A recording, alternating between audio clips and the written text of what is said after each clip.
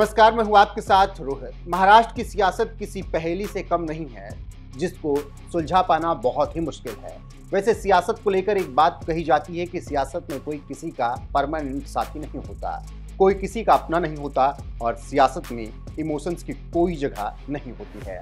अगर आपको सियासत के मैदान में एक मंझे हुए राजनेता के तौर पर खुद को स्थापित करना है तो फिर आपको इन सब से ऊपर उठकर सोचना पड़ेगा। और सबसे खास बात है कि आपको समय के चक्र के साथ चलना पड़ेगा। शरद पवार जैसे मंझे हुए नेता अगर अपनों से ही धोखा खा रहे हैं तो फिर आप समझ सकते हैं कि महाराष्ट्र की सियासत फिलहाल किस लेवल पर है। खैर, जो खेल वहां होना था वो हो चुका है। अजीत पवार शिंदे सरकार में डिप्टी सीएम बन गए हैं। उनके 8 विधायक साथियों को भी मंत्री पद मिल गया है। अब बाकी रह गया है सिर्फ अपनों के बीच आरोप प्रत्यारोप और दोषारोपण का खेल। इसीलिए कभी शरद पवार के करीबी माने जाने वाले नेता प्रफुल्ल पटेल अब उनके खिलाफ ही बोलने लगे हैं, क्योंकि अब समय बदल गया है। जी हां, प्रफुल्ल पटेल ने एक बैठक के दौरान विधायकों को संबोधित करते हुए कह दिया है कि जब हम शिवसेना को समर्थन दे सकते हैं तो फिर बीजेपी को क्यों नहीं। चलिए पहले आपको हम उनका बयान सुनाते हैं। सेना आणि बाळासाहेब ठाकरे यांनी केले असेल। आपण वैचारिक म्हणतो, वैचारिक म्हणजे काय? आयडियोलॉजी ना। तो शिवसेनाची आयडियोलॉजी जेव्हा आपण स्वीकारू शकतो, त्यांनी मिठी मारू शकतो, मग आपण भारतीय जनता पार्टीकडे आपण का बघू शकत नाही? तो आपने सुन लिया प्रफुल्ल पटेल क्या कुछ कह रहे हैं। हालांकि उनका पूरा बयान मराठी भाषा में है, जिसका हिंदी अनुवाद कुछ इस तरीके से है। जब हम शिवसेना की विचारधारा को स्वीकार कर सकते हैं तो बीजेपी के साथ जाने में क्या आपत्ति है। हम एक स्वतंत्र इकाई के रूप में इस गठबंधन में शामिल हुए हैं। इसके अलावा हाल ही में पटना में हुई विपक्ष की बैठक का जिक्र करते हुए प्रफुल्ल पटेल ने अपने बयान में आगे कहा, मैं शरद पवार के साथ पटना में संयुक्त विपक्ष की बैठक में गया था।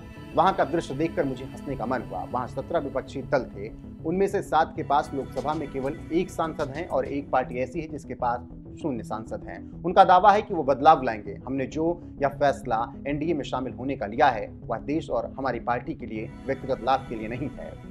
वैसे प्रफुल्ल पटेल ने विचारधारा को लेकर जो बातें कही वह बिल्कुल ठीक ही हैं, क्योंकि जो पार्टियां विचारधारा के नाम पर राजनीति करती हैं, विचारधारा का दंभ भरती हैं, वही पार्टियां सत्ता का सुख पाने के लिए अपने विपरीत विचारधारा वाली पार्टियों के साथ गठबंधन कर सरकार बना लेती हैं। ऐसे में कई उदाहरण राजनीति के इतिहास में दर्ज हैं। चलिए अब आपको खबर के आखिर में प्रफुल्ल पटेल की पूरी वीडियो के साथ छोड़े जाते हैं। उनका पूरा बयान सुनिए और कमेंट में अपनी राय में जरूर दीजिए। सेना आणि बाळासाहेब ठाकरे यांनी केले असेल। आपण वैचारिक म्हणतो, वैचारिक म्हणजे काय? आयडियोलॉजी ना। तो शिवसेनाची आयडियोलॉजी जेव्हा आपण स्वीकारू शकतो, त्यांनी मिठी मारू शकतो, मग आपण भारतीय जनता पार्टीकडे आपण का बघू शकत नाही? आपण जसं आधीचे वक्त्यांनी सांगितलं, आमचा पक्ष काय आम्ही विकून काही दिला नाही आहे। आम्ही स्वाभिमानानं राष्ट्रवादी काँग्रेस पक्ष म्हणून या युतीमध्ये आम्ही भागीदार झालेले आहोत।